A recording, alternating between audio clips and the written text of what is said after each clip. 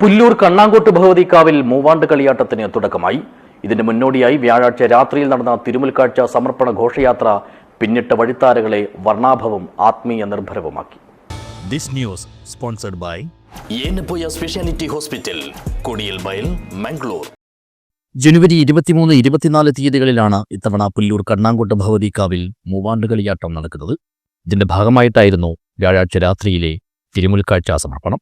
മുത്തുക്കുടകളുടെയും വാദ്യമേളങ്ങളുടെയും വൈദ്യുത ദീപാലങ്കാരങ്ങളുടെയും കലാരൂപങ്ങളുടെയും അകമ്പടിയോടെ നടന്ന കടന്നുപോയ വഴികളെയെല്ലാം വർണ്ണാഭവും ആത്മീയ നിർഭരവുമാക്കി.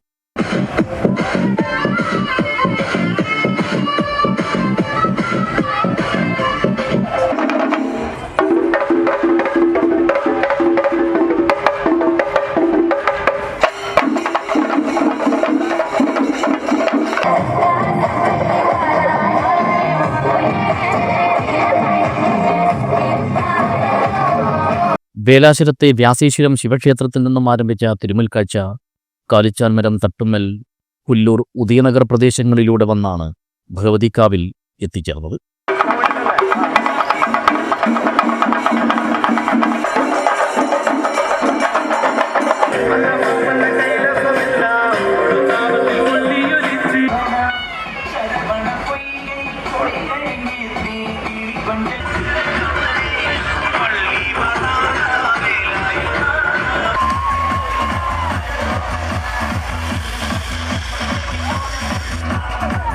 കാഴ്ച കമ്മിറ്റിയുടെ നേതൃത്വത്തിൽ സമർപ്പിക്കുന്ന കാഴ്ചാവസ്തുക്കൾ ക്ഷേത്രം മേൽശാന്തി ശ്രീരാമൻ മധുരമ്പാടിത്തായരും കാവ് ഭരണസമിതി ഭാരവാഹികളും ചേർന്ന് ഏറ്റുവാങ്ങി. പ്രായലിംഗഭേദമന്യേയുള്ള നൂറുകണക്കിന് ആളുകൾ തിരുമുൽ കാഴ്ചാ സമർപ്പണത്തിൽ സംബന്ധിച്ചു. News bureau, Periya.